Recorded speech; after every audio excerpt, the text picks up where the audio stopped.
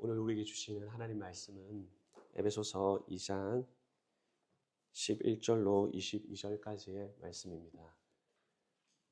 에베소서 2장 11절로 22절까지의 말씀, 신약성경 311페이지에 있습니다. 에베소서 2장 11절로 22절의 말씀입니다. 하나님의 말씀을 들으십시오. 그러므로 생각하라. 너희는 그때의 육체로 이방인이요 손으로 육체에 행한 할례당이라 칭하는 자들에게 무할례당이라 칭함을 받는 자들이라. 그때에 너희는 그리스도 밖에 있었고 이스라엘 나라 밖에 사람이라. 약속의 언약들에 대하여 외인이요 세상에서 소망이 없고 하나님도 없는 자이더니 이제는 전에 멀리 있던 너희가 그리스도 예수 안에서 그리스도의 피로 가까워졌느니라. 그는 우리의 화평이신지라 둘로 하나를 만드사 중간에 막힌 담을 허시고 원수된 것 곧 의문에 속한 계명의 율법을 자기 육체로 폐하셨으니 이는 이 둘로 자기의 안에서 한 새 사람을 지어 화평하게 하시고 또 십자가로 이 둘을 한 몸으로 하나님과 화목하게 하려 하심이라. 원수된 것을 십자가로 소멸하시고 또 오셔서 먼 데 있는 너희에게 평안을 전하고 가까운 데 있는 자들에게 평안을 전하셨으니 이는 저로 말미암아 우리 둘이 한 성령 안에서 아버지께 나아감을 얻게 하려 하심이라. 그러므로 이제부터 너희가 외인도 아니요 손도 아니요 오직 성도들과 동일한 시민이요 하나님의 권속이라. 너희는 사도들과 선지자들의 터 위에 세우심을 입은 자라. 그리스도 예수께서 친히 모퉁이 돌이 되셨느니라.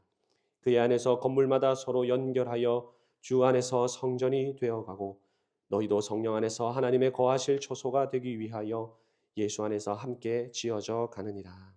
아멘. 이것은 하나님의 말씀입니다. 우리 예수 안에서 하나 되는 우리라는 제목으로 아이들을 위한 어린이 설교를 먼저 하도록 하겠습니다. 여러분 학교에서 얘는 우리 반이야, 얘는 우리 팀이야, 지연이는 내 짝꿍이야, 지민이는 내 단짝이야, 이렇게 말할 때 여러분 기분이 어떻습니까? 누군가 한 팀이 되고 한 반이 되고 짝꿍이 되는 것은 좀 특별한 느낌이죠. 네, 그렇죠? 오늘은 우리가 예수님 안에서 어떻게 하나가 되는가, 단짝이 되는가, 그것을 함께 생각해 보려고 합니다. 이 에베소서 말씀을 보면은 예전에는 사람들이 두 그룹으로 나뉘어져 있었습니다. 유대인들과 이방인들이었죠. 마치 학교에서 인기 있는 친구들하고 인기 없는 친구들이 있는 것처럼 이 둘은 서로 잘 어울리지도 않았습니다. 유대인들은 아주 특별한 규칙을 가지고 있었고 자신들만 하나님의 백성이라고 생각을 했습니다. 그리고 이방인들은 하나님의 백성도 아니고 하나님 백성이 가지는 규칙도 없고 하나님도 모르고 하나님이 약속해 준 그 약속에 대해 가지고도 전혀 모르는 사람들이라고 생각을 했죠. 하지만 예수님이 오셔서 이 유대인과 이방인 사이에 막혀 있는 이 담을 허물어뜨려 버리셨습니다. 마치 교실에서 서로 다른 친구들, 싸운 친구들끼리 화해시키는 것처럼 둘 사이의 벽을 허물어뜨려 버리셨습니다. 예수님은 우리 모두를 한 가족으로 만드셨습니다. 유대인과 이방인들이 예수님 안에서 하나가 되어버린 거예요. 더 이상 이제 네 편, 내 편, 더 이상 이제 이런 게 없는 거죠. 여러분 혹시 새로운 학년이 되거나 또 새로운 반에 들어갔을 때 어색했던 경험이 있나요?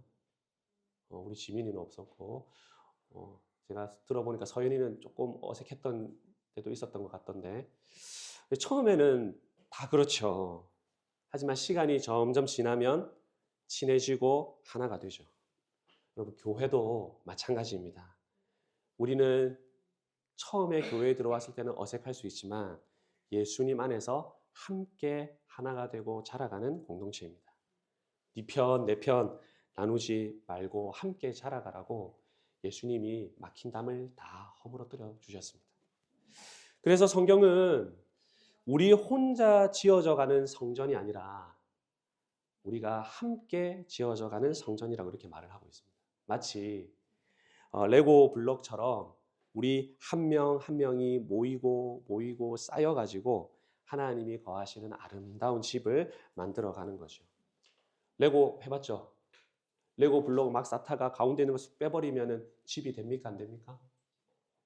집이 완성이 안 되죠. 그죠?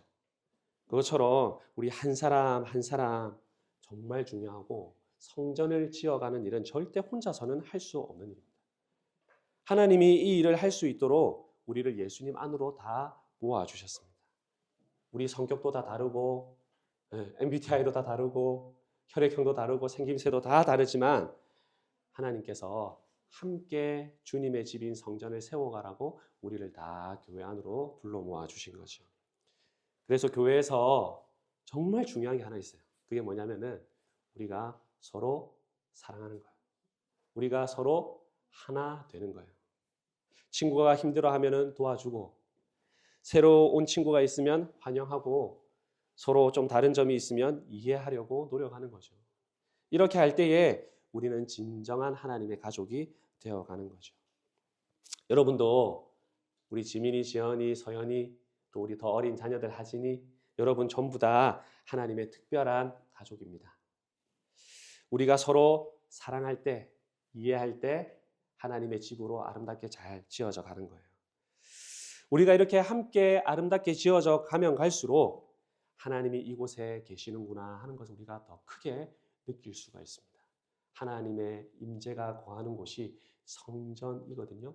이 성전이 잘 지어져 가면 지어갈수록 이곳에 하나님이 계시는구나 다 느낄 수 있게 되는 거죠.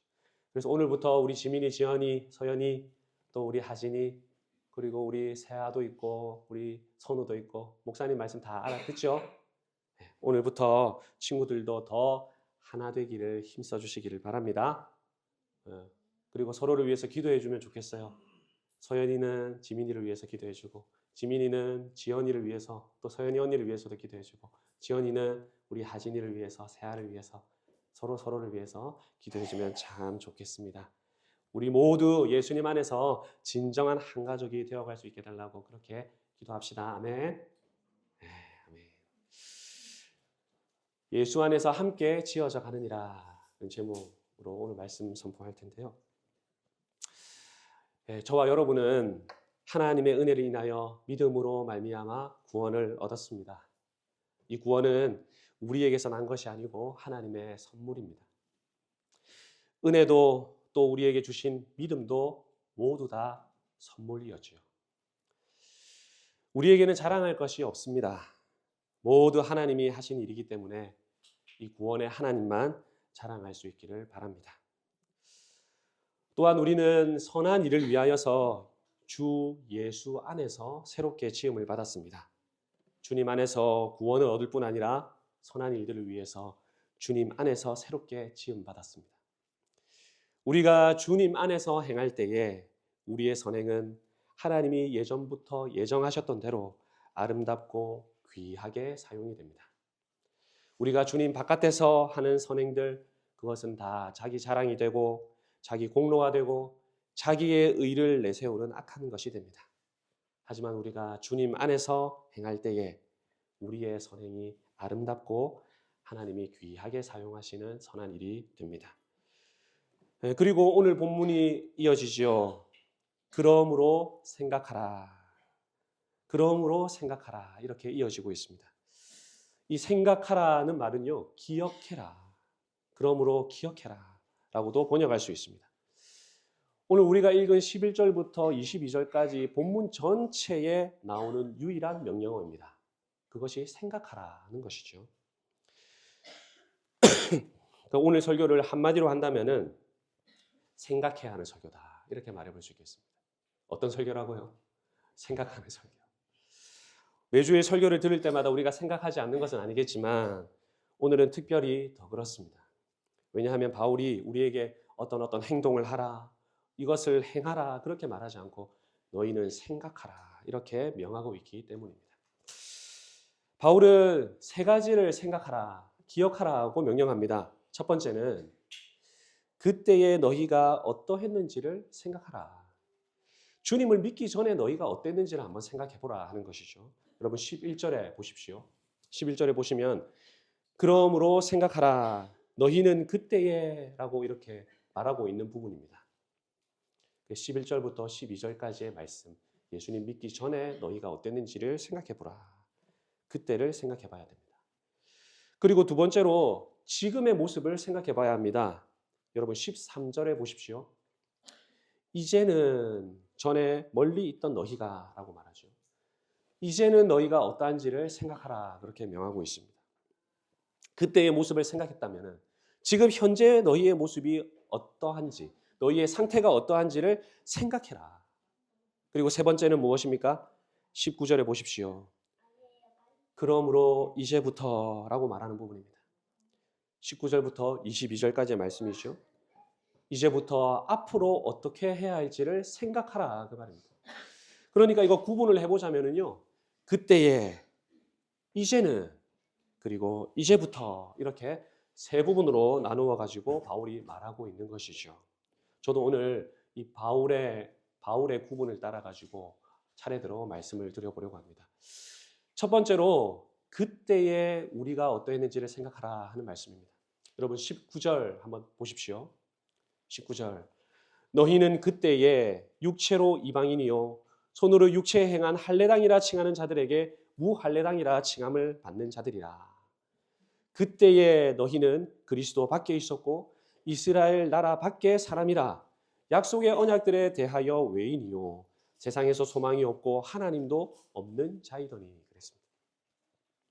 그때에 너희는 어떤 존재였다 이렇게 말하고 있는지 지금 다 기록을 하고 있는 것이죠. 지금 너희, 여기서 말하는 너희는 1차적으로 누구이겠습니까?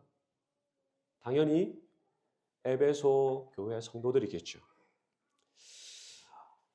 하지만 이 너희를 에베소 성도에게 1차적으로 우리가 적용을 해야 되겠지만 그러나 동시에 에베소 성도와 마찬가지로 이방인이었던 우리에게도 그대로 적용될 수 있는 말씀이고 표현입니다. 보십시오. 에베소 성도들을 지금 어떻게 표현하고 있습니까? 너희는 그때에, 예수 믿기 전에 육체로 이방인이다. 손으로 육체에 행한 할례당이라 칭하는 자들에게 무할례당이라 칭함을 받은 자들이었다. 그리고 그렇죠. 이 11절에 보면은 에베소 성도들을 육체로 이방인이다. 무할례당이라 칭함받는 자들이라 이렇게 소개를 하고 있습니다. 또 12절에 보십시오. 그때에 너희는 그리스도 밖에 있었고 이스라엘 나라 바깥의 사람이다. 약속의 언약들에 대해서는 외인이고 세상에서 소망이 없고 하나님도 없는 자이더니 이렇게 말하고 있습니다. 12절에 따르면 에베소 성도들은 또 어떤 사람입니까? 그리스도 바깥의 사람, 이스라엘 바깥의 사람, 약속의 언약들에 대해서는 외인들, 세상에서는 소망도 없고 하나님도 없던 사람들이었다. 그렇게 표현하고 있습니다. 이거 다 종합해보면 에베소 성도들은 어떤 사람들입니까? 육체로는 이방인, 할례받은 사람들로부터 무할례당이라 칭함받은 사람들, 그리스도 바깥의 사람들, 이스라엘 나라 밖의 사람들, 약속의 언약에 대해서는 외인들, 세상에서는 소망도 없고 하나님도 없는 사람들입니다. 먼저는 육체로는 이방인이라 그렇게 말했습니다. 여러분 성경의 세계관에 따르면요, 아브라함 이후로 이 세상은 유대인과 이방인으로 나뉩니다. 어떻게 나뉜다고요? 유대인과 이방인으로 나뉩니다. 너무 대답을 잘했습니다. 하나님이 구원의 역사를 이루시기 위해서 아브라함을 선택하셨고 아브라함의 후손들이 이스라엘 백성들 곧 유대인들이 되었죠. 에베소 성도들은 이 유대인에 포함될까요? 안 될까요? 포함 안 됩니다. 그렇죠? 유대인과 이방인 구분 중에서 육체로는 이 에베소 사람들은 이방인에게 속하는 그룹입니다. 또 어떻습니까? 무할례당이라 칭함을 받는 자들이라 그랬습니다.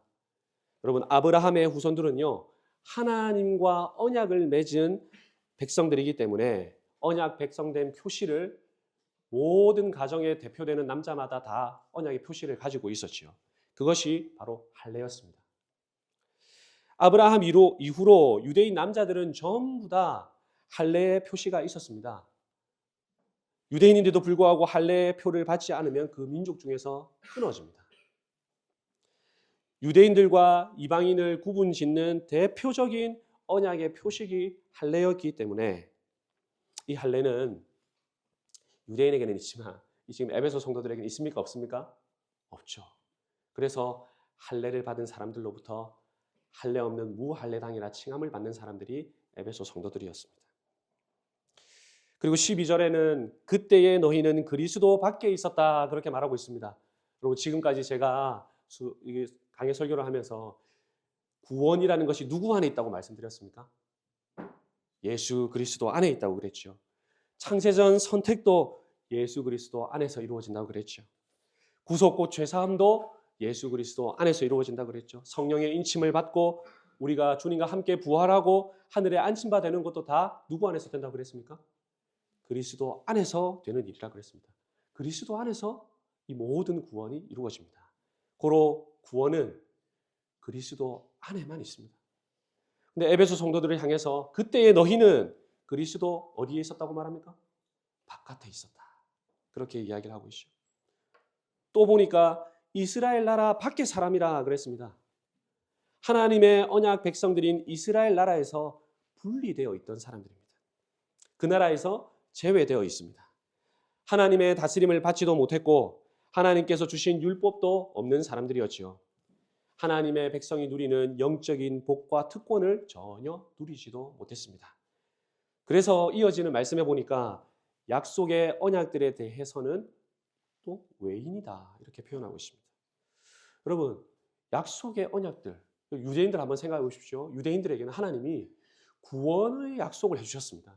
다른 민족들에게는 약속하지 않으셨던 구원의 약속을 유대인들에게 해주셨던 것이죠. 그러나 구원의 약속이 뭐가 있었습니까? 아브라함에게 주신 약속, 모세에게 주신 약속, 다윗에게 주신 약속, 다윗의 후손을 통해서 구원의 메시아를 보내주시겠다 하는 그 약속이 유대인에게는 있었습니다. 그런데 이방인에게는 없었죠. 에베소 성도들은 예수 믿기 전에 하나님의 이 구원의 언약들, 약속들과 아무런 상관이 없는 외인들이었습니다. 우리 성경에 이 외인들이라고 번역한 이 단어는요, 여러분 방문자들, 외부 사람들, 외국인들 이런 의미거든요. 이스라엘 공동체와 관련하여 외부인들입니다. 외부인들, 방문자들. 따라서 이스라엘에게 주어진 약속의 언약들에 대해 가지고는 아무런 권리가 없는 사람들이죠. 그리고 이들에 대해서 소개하기를 세상에서 소망도 없고 하나님도 없는 자이더니 그랬습니다. 여러분 이방인들도 인생의 성공과 번영을 통해 가지고 나름대로 소망이 있었겠죠. 어쩌면 그들에게 돈이 소망일 수도 있었을 것입니다. 그런데 그거 다 죽으면 끝이잖아요. 그죠? 영원한 소망이라는 게 그들에게 없습니다. 약속에 있어서는 외인들이기 때문에 구원에 대한, 영생에 대한 소망이 있을 수가 없죠. 이들한테는. 그리고 이들은 하나님 없이 살던 사람들이다. 그렇게 이야기를 하고 있습니다. 이 헬라어로 아테오이라고 이 헬라어를 번역을 한 건데요. 하나님 없다.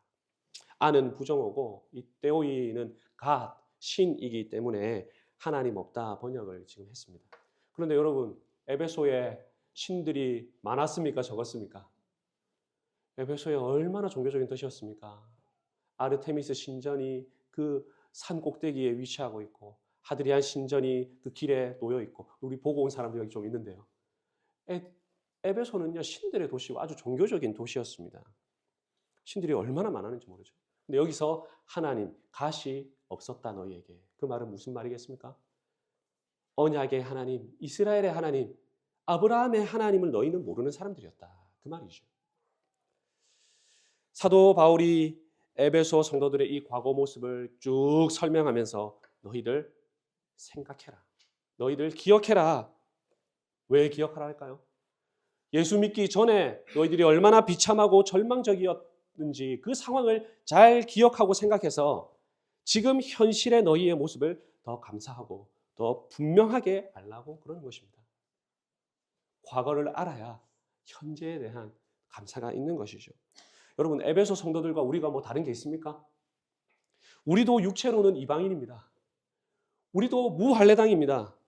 그리스도 바깥에 있던 사람들이고 이스라엘 나라 밖의 사람들이고 언약의 약속들에 있어서는 우리도 역시 외인들이고 세상에 소망도 없고 하나님도 없이 살아가던 자들이었습니다. 그때를 기억하라. 너희가 그런 시절을 있었다는 것을 기억하라. 그렇게 이야기하고 있습니다. 여러분, 과거를 잊은 자는 미래도 없다는 말이 있죠. 개구리 올챙이적 기억 못한다, 생각 못한다, 그런 말도 있습니다. 지금 바울이 우리에게 도전하고 기억하라고 명령하고 있는 거예요. 말하자면 목사는 전도사 시절 기억하고, 성도는 예수 믿기 전의 시절 기억하고, 그 과거를 너희가 기억하라. 그렇게 말하고 있는 것이죠. 우리가 세상 풍속을 따르면서 육체와 마음에 원하는 대로 하며 살던 그 비참하고 암울했던 그 시절, 이방인이었고 무할례당이었고 그리스도 바깥에서 살고 언약에 있어서도 외인이고 세상에 소망도 없고 하나님도 없이 살아가던 그 시절을 너희가 생각하라. 이것이 첫 번째로 우리가 생각해야 할 내용입니다. 너희들 유대인 아니었잖아. 너희들 할례당도 아니었잖아. 약속에 있어서는 외인이었잖아. 그리스도 바깥에, 이스라엘 바깥에 있던 사람들이었잖아. 너희들 말하자면은 구원에서 배제된 사람들이었잖아. 그때를 너희가 기억하라. 그렇게 말하고 있습니다. 여러분, 이 지점에서 우리가 언약 백성으로 산다는 거, 교회 회원으로 산다는 거, 이거 정말 중요합니다. 고대 교회를 보면은요, 회원들만 성찬에 참여할 수 있었고 회원석과 방문자석이 이렇게 나뉘어져 있었습니다. 언약 백성의 일원이 된다는 거, 교회 명부에 이름을 올린다는 거 대단히 중요한 일입니다.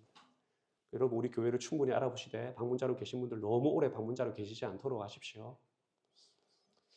어쨌든 말하자면은 너희가 전에는 하나님의 백성들로부터 배제된 자들 아니었느냐. 그때를 생각해라. 저와 여러분이 첫 번째로 생각해야 할 그때의 모습입니다. 두 번째로 생각해야 될 것은 무엇입니까? 이제는을 생각해야 돼요. 이제는 너희가 어떤 모습이 되었는지를 생각하라 명하고 있죠. 13절부터 18절까지의 내용입니다. 현재 모습 중요하겠죠. 그래서 분량이 좀 많은 듯합니다. 여러분 13절을 한번 보십시오. 13절 다 같이 한번 읽어보겠습니다. 시작. 이제는 전에 멀리 있던 너희가 그리스도 예수 안에서 그리스도의 피로 가까워졌느니라.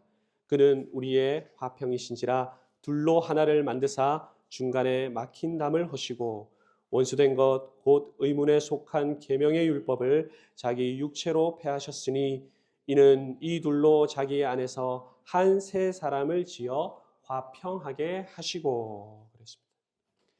그리스도의 피로 그리스도 예수 안에서 가까워졌네요. 이제는 가까워졌습니다. 그리고 보니까 둘로 하나를 만드셨답니다. 둘로. 지금 바울이 말하는 이 둘 누구겠습니까? 이 둘은 유대인과 이방인입니다. 뭐라고요? 유대인과 이방인. 유대인과 이방인 사이에 이 막힌 담을 허물어뜨리시고 원수된 것, 곧 의문에 속한 계명의 율법을 자기 육체로 폐하셨다 그랬습니다. 여러분, 이 부분은 좀 설명이 필요합니다. 그래서 한번 잘 들어보시기 바랍니다. 오늘 이 말씀해 보니까 유대인과 이방인 사이에 막힌 담을 예수님이 허셨다 그렇게 말하고 있죠. 막힌 담을 예수님이 허물어뜨리셨습니다. 그럼 유대인과 이방인 사이에는 담이 하나 있었습니다. 이 담을 이해하려면 우리가 거슬러 올라가서 레위기까지 가봐야 됩니다. 레위기는 하나님의 백성이 하나님과 어떻게 교제하며 살아야 하는지를 가르쳐주는 법이 기록이 되어 있고요. 이게 제사법이죠. 하나님의 백성이 세상을 어떻게 살아가야 하는지 법이 기록되어 있습니다. 이게 의식법이라 또 혹은 시민법이라 이렇게 이야기할 수가 있습니다. 어떻게 이스라엘 백성들이 구별된 하나님의 백성으로 살아가야 하는가 아주 자세하고 길게 기록되어 있는데 그것을 우리가 의식법이라 이렇게 이야기해 볼 수 있겠습니다. 말하자면 이런 것이죠. 유대인들은 수많은 민족들 중에서 하나님이 특별히 구별해서 택한 백성들이거든요. 그래서 이방인들과는 살아가는 삶의 방식이 아주 큰 차이가 있어야 한다는 것이 그 법에 담겨져 있습니다. 그래서 율법을 보면은 그렇습니다. 유대인들이 지켜야 하는 음식법이 있습니다. 이방인들과 구별되어 먹어야 하는 음식법이 있는 거죠. 그들이 따라야 하는 농사법도 있습니다. 그것도 이방인과 구별되는 법입니다. 여러분 이거 제가 예를 한번 들어볼까요? 그 율법에 보면 이렇습니다. 씨를 뿌릴 때 두 종자를 섞어서 뿌리지 말라. 밭을 갈 때에 소와 나귀를 한데 묶어가지고 밭갈게 하지 말아라. 너희가 의복을 만들 때에도 양털과 배실을 섞어가지고 만들지 말아라. 이 율법들은요, 유대인들이 이방인들과 구별된 거룩한 백성이라는 것을 삶 속에서 가르치는 하나님의 방식입니다. 이해가 되시겠습니까? 그러니까 씨를 뿌리면서도 우리는 두 종자를 한데 섞어서 뿌리면 안 되지. 우리는 구별된 존재로 살아야 해. 밭을 갈면서도 우리는 소와 나귀를 한데 묶어서 한 결의해서 갈면 안 돼. 그것도 우리는 이방인과 이렇게 섞이면 안 되고 하나로 정말 거룩하게 구별된 백성으로 살아야 돼. 옷을 만들면서도 하나님께서 양털과 배실을 서로 섞어서 직조하지 말라고 하셨지. 그래, 우리는 이방인의 풍습과 생활을 본받아서는 안 되고 하나님의 백성으로 구별된 삶을 살아야 해. 이런 의식법들을 통해 가지고 하나님이 특별히 구별해 놓으신 언약 백성의 삶의 방식을 배우도록 하셨다 그 말입니다. 우리가 더 이야기해 볼 수 있습니다. 피채 먹지 말라. 복술이나 마술을 행하지 말라. 머리칼을 둥글게 깎지 말라. 수염 끝을 손상치 말라. 죽은 자를 위하여 몸을 베거나 몸에 죽은 자의 문신을 새겨 넣지 말라. 이방인들이 다 이렇게 하고 있기 때문에 이거 하지 말라 하신 거예요. 구별되어야 된다 너희는. 이방인들은 다 그렇게 살지만 너희들은 구별되이 살아야 한다는 것을 머리 스타일에서, 수염에서, 몸에서, 음식에서, 모든 것에서 그렇게 가르치고자 하셨던 것이지요. 성윤리도 유대인들이 지켜야 하는 법이 있습니다. 당시 이방인들 형제들끼리 잠자리를 가지고 사촌간의 잠자리를 가지고 근친 상간을 하고 동물과도 부끄러운 짓을 하고 막 그랬거든요. 근데 너희는 절대 그렇게 해서는 안 된다. 이모와 고모의 하체를 범하지 말라. 계모의 하체를 범하지 말라. 여인과 그 여인의 딸의 하체를 동시에 범하지 말라. 그런 자들이 너희 중에 있다면 쳐 죽일지니라. 언약 백성이 지켜야 할 성윤리들을 이 의식법 속에 담아두신 거예요. 구별됨을 보여주기 위해서. 이해가 되시겠습니까? 이방인들과 구별되는 이 도덕법적인 의미를 의식법 속에 구석구석에 담아가지고 너희는 이거 지키고 살아야 된다 하신 것이죠. 이처럼 많은 의식법들이 홍해를 지나고, 오늘로 하면 세례죠. 홍해를 지나고 시내산에 모인 언약 백성들에게 주신 법입니다. 이방인들과 구별되었다는 것을 말해주는 법이죠. 그러니까 이 법을 따르는 이스라엘 백성들은 이방인과 다 구별이 되겠죠. 구분이 되겠죠. 그거를 성경에서 전문 용어로 거룩이라고 합니다. 거룩, 구별됨. 근데 여러분, 이스라엘 백성들 이 법 사실 잘 안 지켰거든요. 언약 백성으로 신실하게 안 살았습니다. 이방인과 구별되지 않았어요. 의식법을 잘 따르지 않았습니다. 그 결과가 무엇이었습니까? 언약의 저주가 이스라엘에게 임하는 것이었어요. 레위기 26장이나 신명기 28장에 보면은 언약 백성이 하나님의 율법을 지키지 않을 때 찾아올 언약의 저주가 기록이 되는데 그 저주가 이스라엘에게 임한 것입니다. 그것이 바벨론 포로로 끌려가는 것이었어요. 언약의 수많은 저주가 한마디로 하면 바벨론 포로로 끌려가는 것이었습니다. 유대 이스라엘 백성들 다 제멋대로 살았잖아요. 제멋대로 사는 인생, 하나님이 홍해 물을 지나게 하셔서 자기 백성 삼아 놓으셨는데 하나님의 뜻대로 안 살고 그 이후에도 다 제 마음대로 살았잖아요. 율법을 뭘 소중하게 생각을 했습니까? 성전 창고에 그 율법책이 먼지가 수북히 쌓일 정도로 모세 율법을 처박아 두고 살았던 것이 구약의 이스라엘 백성들이었습니다. 저는 사실 오늘이라고 다를까 이런 생각이 좀 들기도 하는데요. 우리가 얼마 전에 종교개혁 기념주일이었잖아요. 그때도 루터가 한 말이 무엇이었습니까? 하나님의 말씀은 먼지만 수북이 쌓여간다 그랬습니다. 그러니까 하나님의 백성이 거룩하게 살아야 될 이 율법을 버린 결과 언약의 저주가 임한 것이고 바벨론 포로로 끌려갔습니다. 근데 바벨론 포로 시기를 거치면서 또 그 이후로 여러 세대를 거치면서 이들이 좀 정신을 차린 거예요.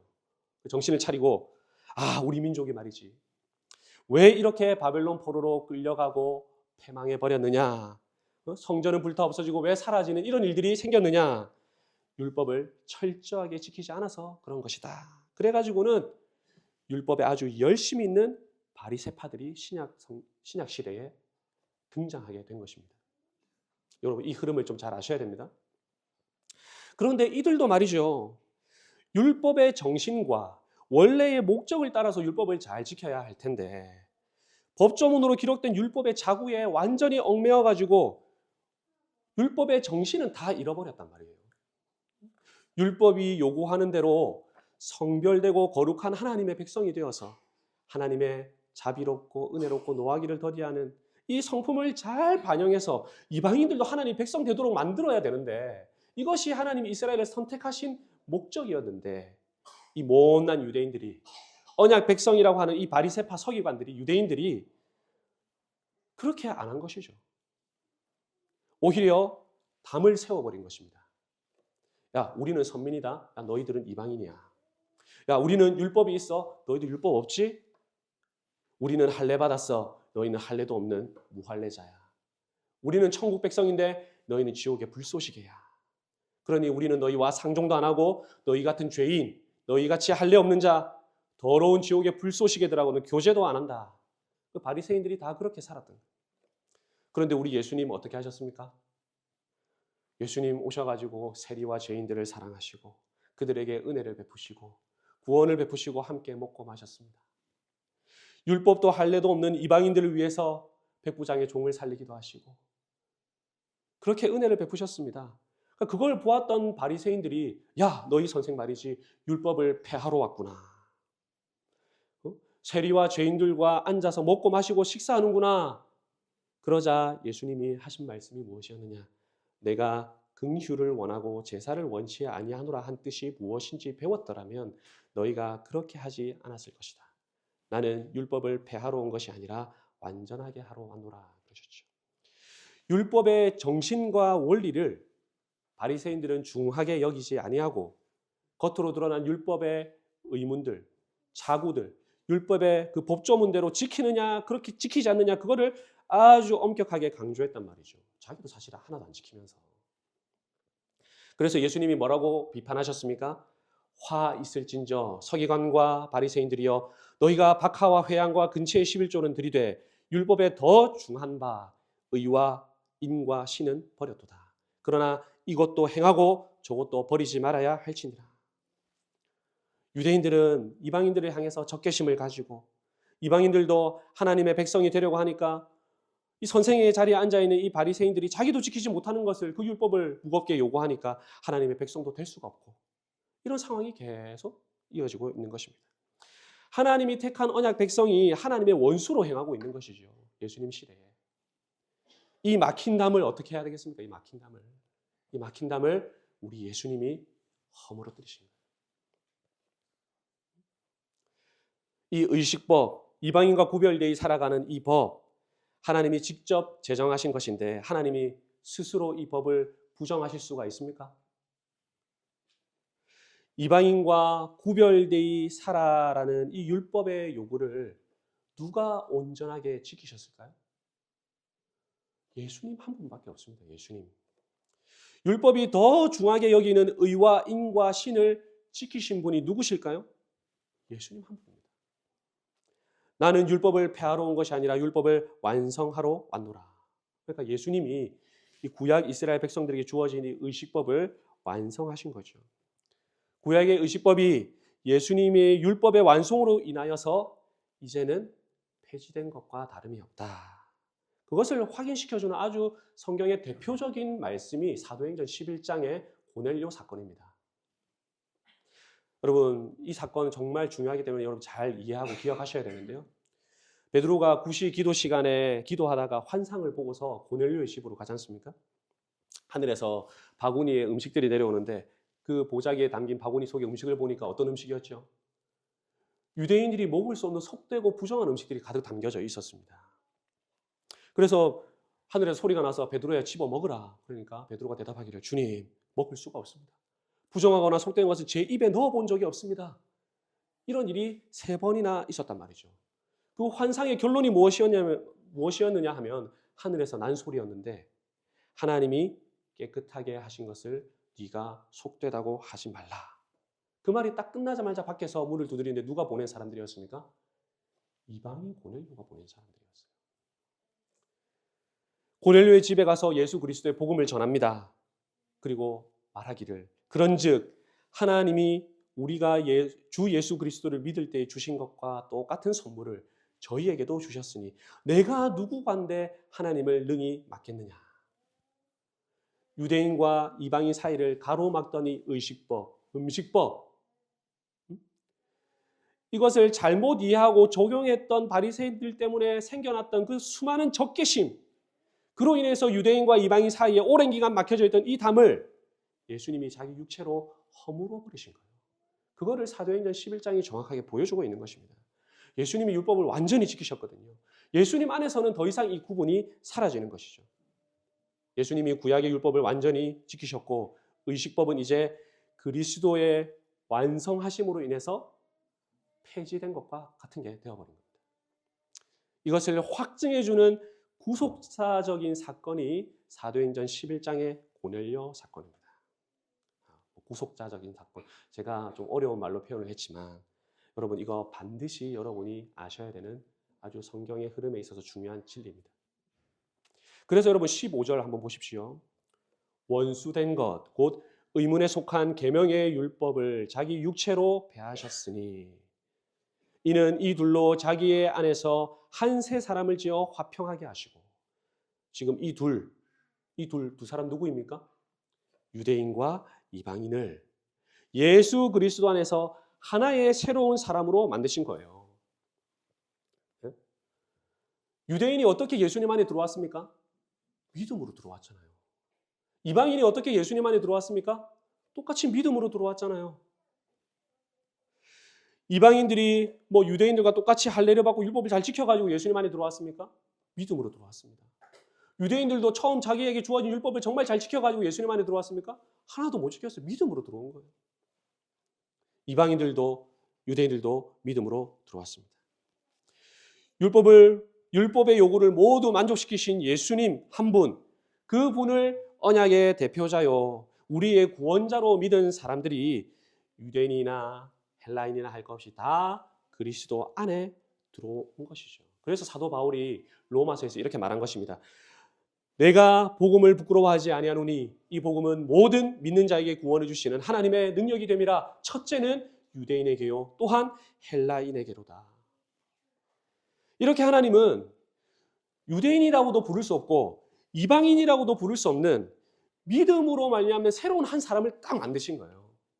과거의 구분이 예수님 안에서 사라진 거예요. 이해가 되시겠습니까? 이전에는 유대인과 이방인의 구분이 있었고 할례당과 무할례당의 구분이 있었고 약속에 있어서 내인과 외인의 구분이 있었지만 이제 예수 그리스도 안에 있는 하나의 새로운 사람, 믿음으로 말미암는 새 사람을 만드신 거죠. 예수님과 연합한 사람. 새로운 창조가 일어난 것입니다. 예수 그리스도라는 이 한 사람 안에 하나님이 태초에 아담을 창조하신 것과 똑같은 새로운 재창조가 예수님 안에 믿음으로 모여든 사람을 새롭게 창조하는 방식으로 일어난 것이죠. 그래서 여러분 하나님이 하늘에서 이렇게 땅을 내려보시면은 이 땅에 살아있는 사람 누구 있을까요? 예수님과 연합한 한 사람 있습니다. 예수님과 연합한 한 사람. 하나님이 하늘에서 이렇게 땅을 내려다보시면은 이 땅에 새로운 아담이 누구일까요? 예수님과 연합해 있는 교회입니다. 하나님이 하늘에서 이렇게 땅을 내려다보신다면 누가 하나님과 교제하고 하나님께 나아올 수 있는 사람들일까요? 예수님 안에서 예수님과 연합한 한 사람이 한 사람. 예수님 바깥에 있는 사람 다 죽은 시체와 같거든요. 살아서 주님과 교제하고 주님 앞에 나올 수 있는 하나의 유일한 새 사람이 누구냐 하니까 예수님을 머리로 하는 그분의 안에 있는 모든 언약 백성들 그 한 사람밖에 없다 그 말입니다. 마지막 아담이신 예수님과 합하여서 한 몸을 이룬 이 땅의 수많은 하와들. 여러분 둘이 합하여 한 몸을 이룰지로다 창세기에서 이야기했잖아요. 그 이야기가 그대로 우리 예수님 안에서 또 한 번 성취되는 거예요. 진정한 아담, 성경에서는 마지막 아담이라고 말씀하는데 이 예수님과 둘이 한 몸을 이룬 완전한 그 한 몸을 이룬 교회야말로 살아있는 한 세 사람인 거죠. 그래서 예수 안에서 유대인도 이방인도 다 화목한 관계가 되고 하나의 세 사람이 되고 나아가 하나님과 화목하여서 이제 한 성령 한 몸으로 하나님께 나아갈 수 있도록 만들어 주신 것입니다. 16절에 한번 보십시오. 또 십자가로 이 둘을 한 몸으로 하나님과 화목하게 하려 하심이라. 원수된 것을 십자가로 소멸하시고 또 오셔서 먼 데에 있는 너희에게, 에베소 성도들이죠, 평안을 전하고 가까운 데에 있는 자들에게, 유대인들이죠, 평안을 전하셨으니 이는 저로 말미암아 우리 둘이, 유대인과 이방인들이죠, 한 성령 안에서 아버지께 나아감을 얻게 하려 하십니다. 지금 바울이요 엄청난 비밀을 우리에게 알려주고 있는 것입니다. 예수 안에서 일어난 현재의 우리의 모습을 가르쳐 준 거예요. 지금 바울이 이거 생각하라 그렇게 명령하고 있습니다. 두 번째로 우리가 생각해야 될 내용이 바로 이 내용입니다. 여러분, 제가 지금 이 두 번째 대지 길게 이야기했는데요. 바라기는 여러분 집에 가셔가지고 오늘 이 설교 영상 올라갈 텐데 이 두 번째 대지만큼이라도 10번이고 반복하셔가지고 정말 나의 지식으로 꼭 만드시기를 간절히 바랍니다. 확고한 여러분의 지식이 되도록 만드시기를 강하게 권면드립니다. 지금 우리의 현재 모습이 어떤가 바울이 이렇게 설명해 주고 있는 것입니다. 이제 세 번째로 우리가 생각해야 될 것이 무엇인가? 세 번째는 그러므로 이제부터입니다. 그러므로 이제부터. 19절 보실까요? 그러므로 이제부터 너희가 외인도 아니요 손도 아니요 오직 성도들과 동일한 시민이요 하나님의 권속이라. 너희는 사도들과 선지자들의 터 위에 세우심을 입은 자라. 그리스도 예수께서 친히 모퉁이 돌이 되셨느니라. 그의 안에서 건물마다 서로 연결하여 주 안에서 성전이 되어가고 너희도 성령 안에서 하나님의 거하실 처소가 되기 위하여 예수 안에서 함께 지어져 가느니라. 이제부터 앞으로 이제 이야기하고 있는 것입니다. 자, 보니까 이제부터는 뭐가 아니랍니까? 외인이 아니랍니다. 손님도 아니랍니다. 그러면 뭡니까? 오직 성도들과 동일한 시민이요 하나님의 권속이라. 하나님 나라의 시민이고 하나님의 권속, 하나님의 집안 사람들이다, 가솔들이다 그 말이죠. 에베소 성도가 이방인의 무할례 땅에 그리스도 바깥에 이스라엘 밖에 언약에 있어서는 외인이고 소망도 없고 하나님도 없던 자였는데 이제는 완전히 뒤바뀌어 버렸습니다. 하나님 나라의 시민이다, 하나님 집안의 가솔들이다 그렇게 말하고 있습니다. 이거 얼마나 감격스러운 진술입니까? 여러분, 권속이라는 말 요즘은 잘 쓰지 않는데요, 권속이라는 말은 한 아버지를 머리로 두는 그 집안의 식구들, 종들까지, 머슴들까지 다 포함한 표현이 바로 권속입니다. 여러분, 아브라함이 하나님과 언약을 맺었을 때 하나님께서 아브라함에게 언약의 표시인 할례를 행하라 그렇게 명령하시면서 뭐라고 말씀하셨는지 아십니까? 아브라함, 너의 자손들, 후손들뿐 아니라 하란에서 돈 주고 산 너의 종들과 그 종들의 아들들까지도 할례를 행하라 그렇게 명하셨습니다. 아브라함을 대표로 하는 집안 식구 모두에게, 심지어 이방인들이라 하더라도, 이방인 종이라 하더라도 하나님의 언약의 복이 주어짐을 아브라함의 이 할례를 통해서 미리 보여주셨습니다. 여호수아가 가나안을 정복할 때에 기브온 족속이 하나님의 백성, 하나님의 권속이 되고자 막 거짓 꼴을 하고 그렇게 찾아와가지고 이스라엘과 화친을 맺고자 노력을 했습니다. 여러분, 이거 믿음의 행동이었거든요. 그래가지고 결국 화친하게 되었잖아요. 그래서 평생에 이스라엘에서 나무를 패며 물을 깃는 종으로 평생을 살았습니다. 종으로 평생을 산다 하더라도 나는 하나님의 시민이 되겠노라, 하나님 집안의 가솔들이 되겠노라 했던 믿음의 기브온 족속이 하나님의 집 안에서 보금자리를 얻었습니다. 에베소 성도들, 그리고 저와 여러분 마찬가지입니다. 이제는 더 이상 외인도 아니고 손님도 아니고 하나님 나라의 시민이고 권속이 된 것이죠. 세상에 나무 패며 물깃는 종으로 평생을 살게만 해주셔도 감사할진데 하나님 나라의 시민이 되었다.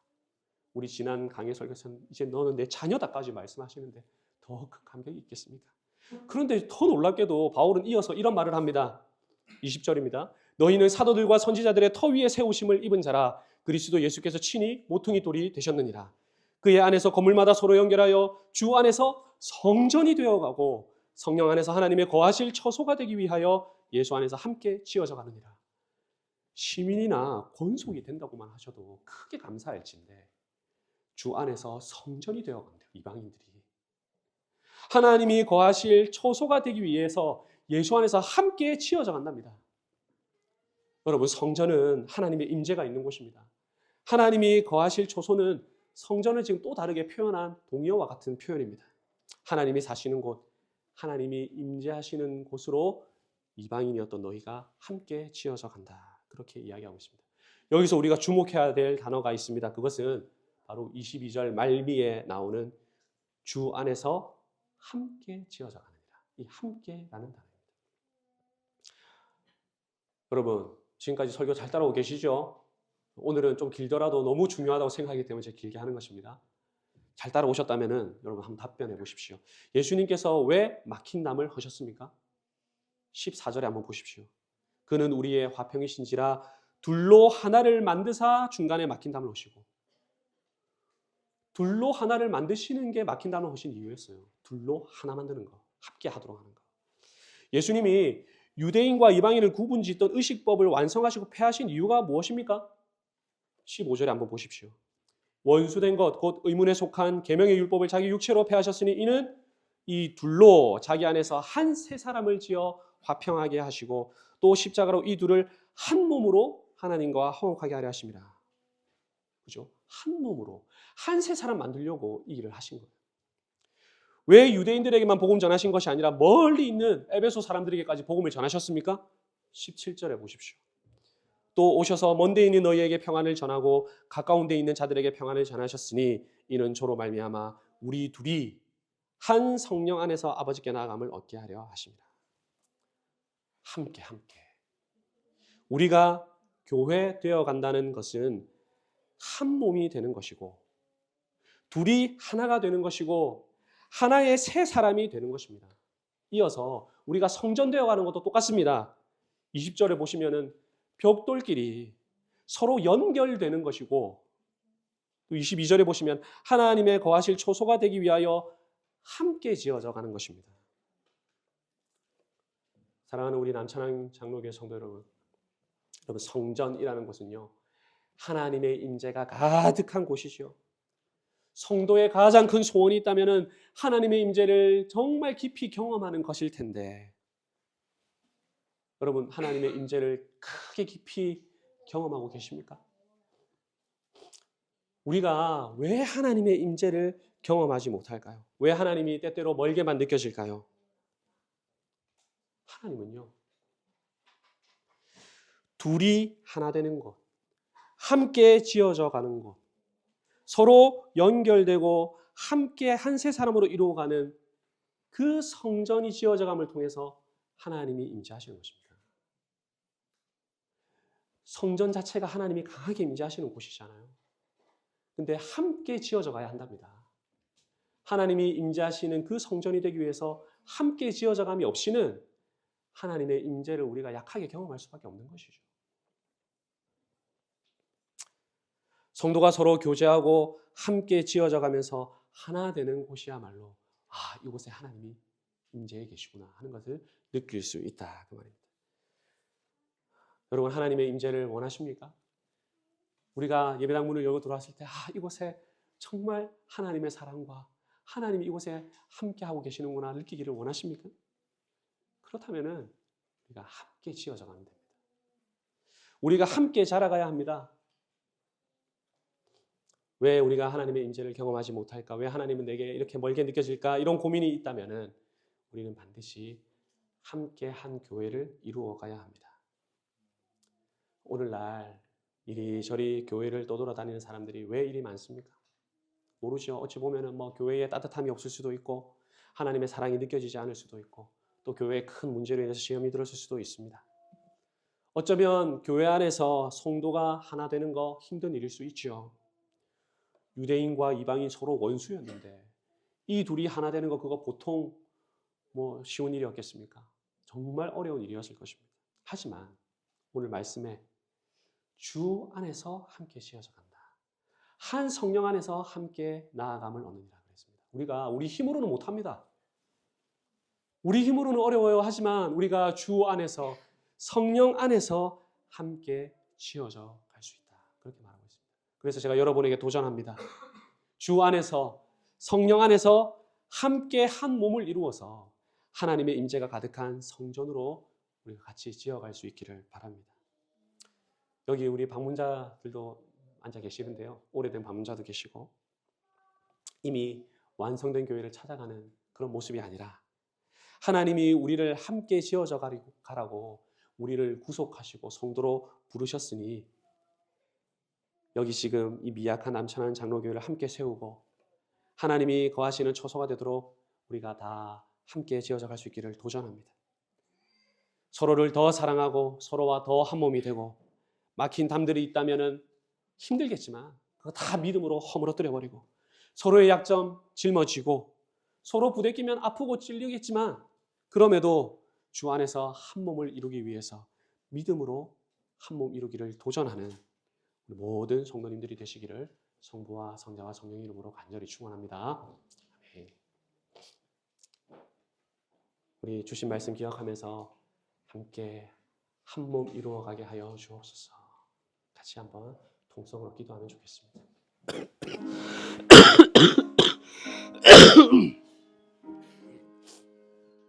하나님 아버지, 우리의 옛 처지와 현재 모습을 기억하고 생각합니다. 주님 안에서 둘을 하나로 만들기 위해서 한 세 사람 만들기 위하여서 우리 주님께서 행하신 이 수많은 일들을 기억합니다.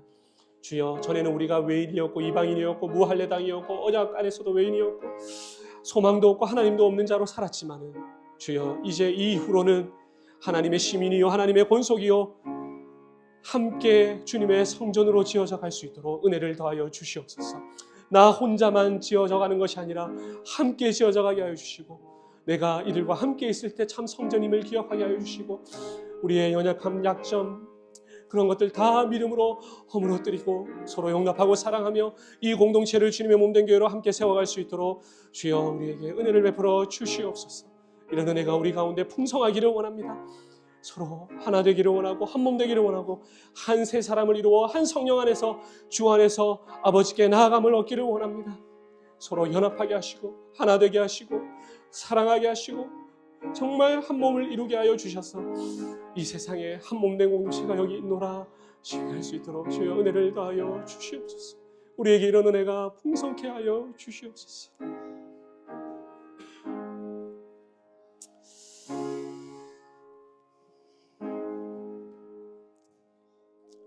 거룩하신 하나님 아버지, 예수 믿기 전 우리의 모습을 생각해 봅니다. 그때에 우리는 구원으로부터 배제된 불쌍한 자들이었습니다. 하지만 이제 저희를 예수 그리스도의 피로 가까워지게 하시고 유대인이나 이방인이나 차별 없이 한 세 사람 만드시어 하나님께 나아가게 해주신 은혜를 감사를 드립니다. 또한 이제부터 하나님의 시민이요 하나님의 권속으로 삼아주신 것 감사합니다. 또한 함께 성전으로 지어가게 하셨사오니 우리가 서로 연합하고 교제하고 하나 되어서 하나님 임재하시는 거룩한 성전인 이 교회를 잘 세워갈 수 있게 하여 주시옵소서. 나를 아프게 하고 나를 힘들게 하는 원수 같은 이들이 혹 있다 하더라도 주님께서 막힌 담을 모두 허물어뜨리셨다는 그 사실을 믿으면서 주 안에서 성령 안에서 사랑할 힘을 허락하여 주옵소서. 우리가 함께 주님의 몸된 성전을 잘 세워갈 수 있도록 큰 은혜를 베풀어 주시옵소서. 예수님의 이름으로 기도합니다. 아멘.